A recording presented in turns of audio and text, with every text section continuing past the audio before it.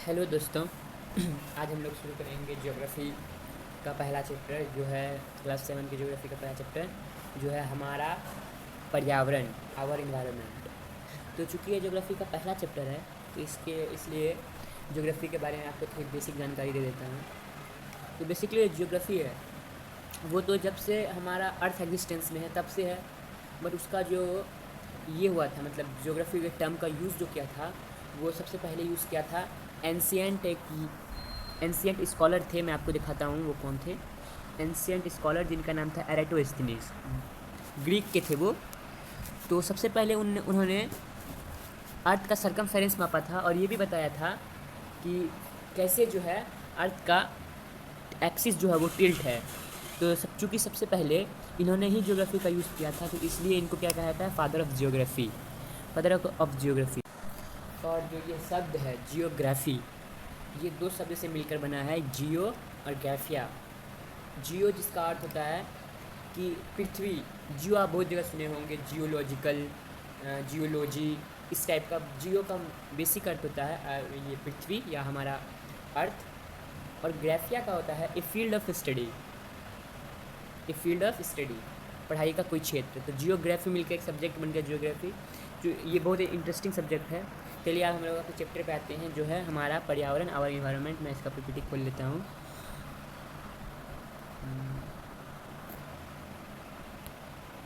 सबसे पहले हम लोग चलते हैं पर्यावरण वाले पे।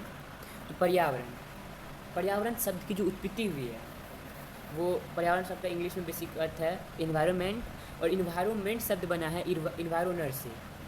इन्वायरोनर जिसका अर्थ होता है पड़ोस। तो ये पड़ोस इसलिए इसको नाम दिया गया क्योंकि ये इसके जो डिफिनेशन है उसको एकदम क्लियर कर देता है। क्योंकि और जितना भी चीज़ हमारे आसपास है वो हमारा एक इन्वायरमेंट हुआ। ठीक है, हमारे आसपास है living thing, non living thing, सब हमारे इन्वायरमेंट में शामिल है। उसके बाद जो है इन्वायरमेंट का 3 कंपोनेंट है। यानी इन्वायरमेंट अगर आप अपने आसपास देखें तो बेसिकली आप 3 ही चीज़ देखिएगा इन्वायरमेंट में। सबसे पहला तो वो चीज़ जो नेचुरल है, जो मतलब पहले से हमको मिला है गॉड की तरफ से, और दूसरा चीज़ जो आर्टिफिशियल है, जो हम लोगों ने क्रिएट किया है, मैन मेड, और तीसरा चीज़ हम लोग खुद, हमारा कम्युनिटी, हमारा स्टेट, हमारा पॉपुलेशन। यही आपको ये 3 चीज़, यही कंपोनेंट मिलेगा। सबसे पहले हम एग्जांपल देख लेते हैं। नेचुरल का आपको हो गया बहुत सारा ट्रीज़ हो गया, और mountain, river etcetera. Man made में हो गया आपको बोतल हो गया, बिल्डिंग्स हो गया, मॉन्यूमेंट हो गया, और ह्यूमन में तो हम लोग हैं ही। उसके बाद जो है दो कंपोनेंट होता है जो पाया जाता है नेचुरल इन्वायरमेंट में, बायोटिक कंपोनेंट और एबायोटिक कंपोनेंट। तो बायोटिक कंपोनेंट जो है वो लिविंग थिंग को डिफाइन करता है, सजीव चीज़, और अबायोटिक कंपोनेंट जो है वो नॉन लिविंग थिंग को डिफाइन करता है। और इसके अलावा भी एक होता है फिजिकल फैक्टर, बट वो अभी नहीं जानना है हम लोगों को।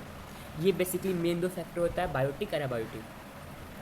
और उसके बाद पर्यावरण, जो आप अगर बुक की डिफिनेशन देखिएगा इन्वायरमेंट का, तो all the thing which surround us, the plant, the animal, the buildings, the bottle, the table, the chair, all thing are together called our environment. और natural environment, the land, the water, air, plant, trees etcetera are together called natural environment, प्राकृतिक पर्यावरण। Then आते हैं हम लोग, इसको बढ़िया समझ लीजिए, पर्यावरण के घटक, कंपोनेंट ऑफ इन्वायरमेंट। ये 3 चीज़ें पहले ही बता चुके हैं हम। प्राकृतिक, जिसमें आता है, यहाँ पे इंपॉर्टेंट कॉन्सेप्ट है, प्राकृतिक जो इन्वायरमेंट है उसमें कितने चीज़ आएंगे देख लीजिए। पहले तो जल आएगा, वाटर, एयर, लैंड और बायोस्फीयर। ठीक है, ये मेनली 4 डोमेन है हमारे नेचुरल इन्वायरमेंट का।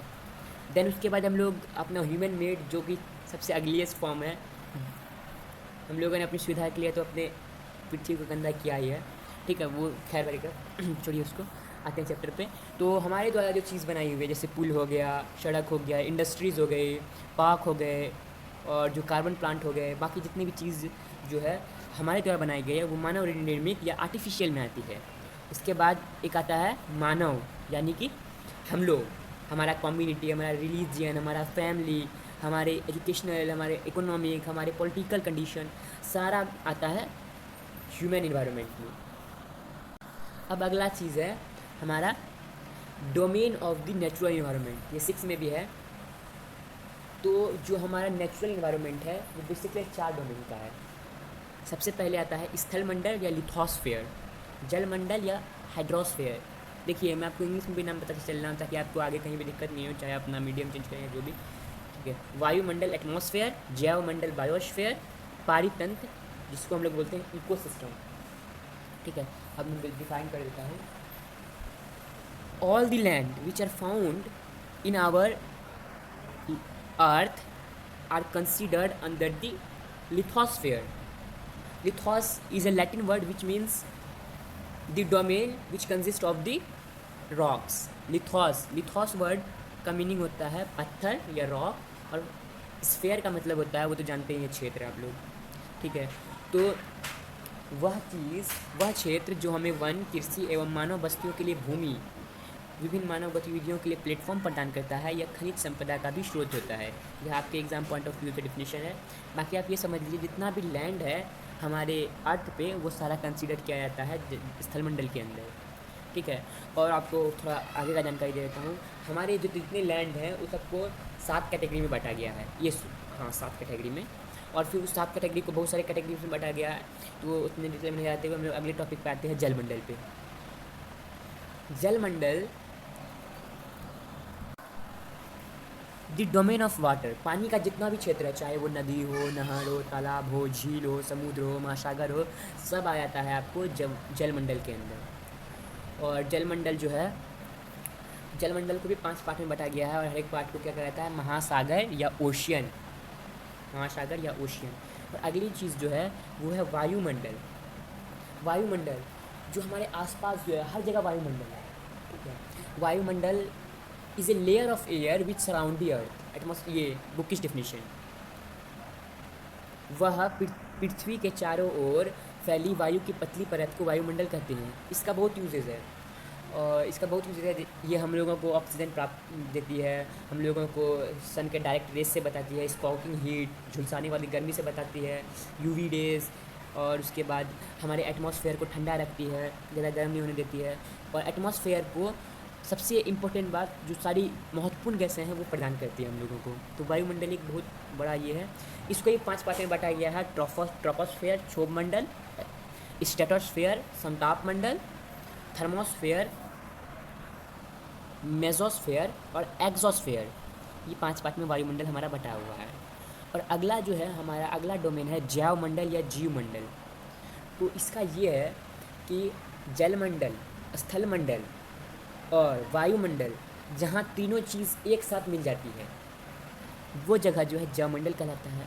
और आप अपना कॉमन सेंस लगा के ये बताइए कि हम लोगों को जो जीवन के लिए नेसेसरी है वो क्या है। जीवन के लिए मोस्ट नेसेसरी थिंग है लैंड, वाटर एंड एयर। तो जहाँ ये तीनों चीज़ मिलेगा वहाँ जीवन संभव होगा। इसलिए वह संकीर्ण क्षेत्र, वह नैरो जोन जहाँ पे लाइफ एग्जिस्ट करता है, वो जैवमंडल या बायोस्फीयर कहलाता है।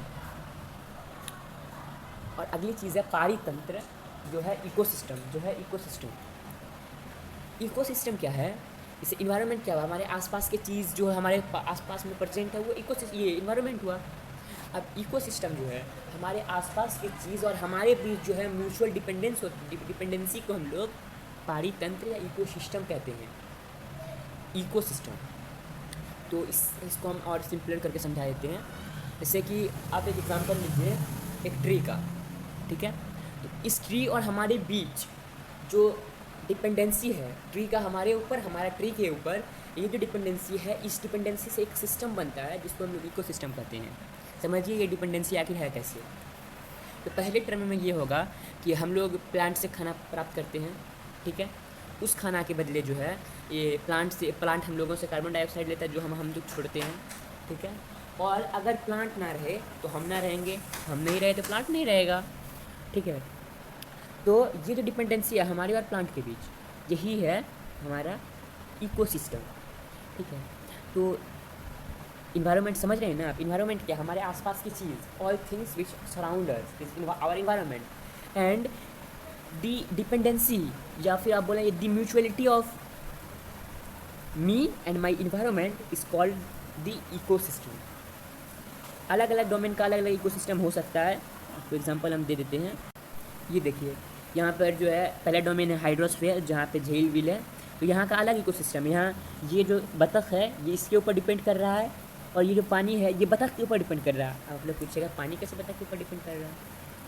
तो मतलब ये नहीं है, लेकिन पानी अगर बहुत सारा इसमें कीड़ा मकोड़ा हो जाए तो ये दूषित हो जाएगा, तो बतख रहेगा तो कीड़ा मकोड़ा खाएगा। और अगर बतख नदी नहीं रहा तो बतख नहीं रहेगा। ये सारा चीज़ ये इसका ये फूल और इसके बीच भी डिपेंडेंसी है। मतलब इसका ये दोनों चीज़ का जो है अपना मतलब ये डिपेंडेंसी बोलें, या फिर आप इसको ये भी बोल सकते हैं कि को एग्जिस्टेंस। ये रहेगा तो ये रहेगा, ये रहेगा तो ये रहेगा, इसको इकोसिस्टम कहते हैं। ठीक है। और देखिए यहाँ पे लिथोस्फीयर है, इसमें भी अलग इकोसिस्टम है। ये हिरन इसको इस गाछ को खा रहा है। ठीक है। कुछ देर बाद ये हिरन मर जाएगा, इसको माइक्रो ऑर्गेनिज्म जो है वो कन्वर्ट कर देगा इसमें, मतलब ह्यूमस में। ह्यूमस जो है, ह्यूमस एक सब्सटेंस है जो ये प्राप्त कराता है, नरिशमेंट प्राप्त कराता है सॉइल को। और फिर ये नरिशमेंट प्राप्त करेगा ट्री, फिर एक साइकिल चल रहा है, फिर ट्री उग जाएगा, फिर इसको ये खाएगा, फिर ये मरेगा, इसको डिकम्पोज करेगा, फिर ह्यूमस बनेगा, ह्यूमस को लेगा ट्री से ट्री बढ़ेगा। देखिए एक साइकिल बन रहा है, साइकिल बन रहा है, ये इसके ऊपर डिपेंड है, वो इसके ऊपर डिपेंड है। यही सिस्टम है इकोसिस्टम। यहाँ देखिए आप, यहाँ पे आपको दिखा रहा है तीनों डोमेन जो है अर्थ का। देखिए सबसे पहले तो ये लिथोस्फीयर है जहाँ पे ये सब बसा हुआ है, ये हाइड्रोस्फीयर है, ये एटमॉस्फेयर है। ठीक है। ये तीनों जहाँ मिला, देखिए लिथोस्फीयर का ये पार्ट, हाइड्रोस्फीयर का ये पार्ट और ये एटमॉस्फेयर का ये पार्ट, ये तीनों मिलकर एक बायोस्फीयर बना रहा है, जैवमंडल, जहाँ पे हम लोग एग्जिस्ट करते हैं। ये आपके लिए एक असाइनमेंट है, इसमें पहचानिए कि कौन सा डोमेन कहाँ पे है। चलिए तो मैं आपको बता देता हूँ। सबसे पहले तो इसमें पहला चीज़ ये यहाँ जो है ये तीन तरह से हो सकता है। सबसे पहले जो है ये एक मैन मेड हो सकता है, मैन मेड इन्वायरमेंट हो सकता है।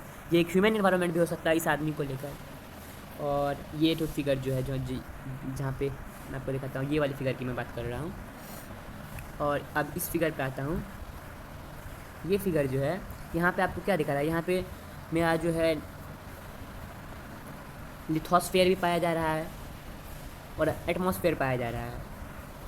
तो ये हो गया आपको नेचुरल, इसका भी इन्वायरमेंट, नेचुरल कंपोनेंट भी है इसमें और मैनमेड कंपोनेंट भी है। आपको देख रहे हैं ना कैसे सब डिपेंडेंस है एक दूसरे पे। ऐसा नहीं है कि आप एक जगह देखिएगा तो वहाँ आपको सिर्फ नेचुरल कंपोनेंट इन्वायरमेंट का नज़र आएगा, वहाँ आपको नेचुरल कंपोनेंट नज़र आएगा, मैनमेड कंपोनेंट नज़र आएगा, मैन नज़र आएगा। तो ये है। अब इस फिगर पे आता हूँ। ये फिगर जो है इसमें जितना भी दिखाई पड़ रहा है ये लगभग इसमें मैनमेड चीज़ है। नेचुरल भी है, यहाँ पे ट्रीज़ वगैरह है, वाटर है, लेकिन जो मैनमेड कंपोनेंट है ये हम बोल सकते हैं इसको मैनमेड। ये नेचुरल है और ये भी मैनमेड है। तो इसके साथ ये चैप्टर हमारा ख़त्म हुआ। इसमें और कुछ नहीं था। ये इको देखिए जो की टर्म है इस चैप्टर का वो हम आपको बताते हैं। सबसे पहले इन्वायरमेंट है, समराइज़ कर लेते हैं इसको थोड़ा। इन्वायरमेंट क्या है? हमारे आसपास जितनी भी चीज़ है वो इन्वायरमेंट है। इन्वायरमेंट तीन चीज़ से मिलकर बना होता है, तीन कंपोनेंट होता है।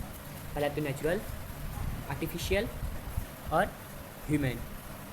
ठीक है। ये तीन चीज़ जो होता है वो इन्वायरमेंट में प्राप्त होता है। उसके बाद जो है अगला चीज़ आया था मेरा टर्म, ये जो नेचुरल इन्वायरमेंट है वो 4 डोमेन से मिलकर बना हुआ रहता है। लिथोस्फीयर यानी कि भूमंडल, और जिसको आप बोल सकते हैं स्थलमंडल, हाइड्रोस्फीयर जलमंडल, और एटमॉस्फेयर और बायोस्फीयर। ठीक है। ये 4 इससे मिलकर बना होता है। अगला जो टर्म था मेरा वो था क्या? इकोसिस्टम। ये बहुत इंपॉर्टेंट टर्म है। इकोसिस्टम और इन्वायरमेंट में बच्चे बहुत कंफ्यूज करते हैं, तो आप बस इतना दिमाग में रखिए। इकोसिस्टम हमारे आसपास जितनी भी चीज़ है वो हमारे इन्वायरमेंट बनाता है, और इकोसिस्टम एक सिस्टम है। इकोसिस्टम कोई चीज़ नहीं है, इकोसिस्टम एक सिस्टम है जो हमारे और हमारे आसपास के चीज़ के डिपेंडेंसी को दर्शाता है। ठीक है। उसके बाद अगला टर्म आया था मेरा कि अलग अलग जो है अलग अलग परिवेश का, अलग अलग डोमेन का इकोसिस्टम अलग अलग हो सकता है। ठीक है। तो ये था कुछ मेरा, कुछ आप क्वेश्चन कर लीजिए। तो मैं आपको पहला क्वेश्चन पूछता हूँ। क्वेश्चन है कि जो फादर ऑफ ज्योग्राफी है वो कौन है? फादर ऑफ ज्योग्राफी इनको क्यों कहा जाता है? ये पहला क्वेश्चन है। ठीक है। और ज्योग्राफी जो है वो क्या होता है, मतलब ज्योग्राफी नाम क्यों पढ़ा और कुछ क्यों नहीं पढ़ा? ठीक है। और दूसरा क्वेश्चन है इन्वायरमेंट और उसके कंपोनेंट क्या होते हैं। और तीसरा क्वेश्चन है मेरा आपसे कि जो हमारा प्राकृतिक पर्यावरण है वो कितने चीज़ों से मिलके बना है। ध्यान रखिएगा, मैंने चीज़ों कहा है। उसके बाद जो है चौथा क्वेश्चन है कि इकोसिस्टम यानी कि पारितंत्र क्या होता है। ये चारों आप कमेंट में इसका आंसर दीजिए।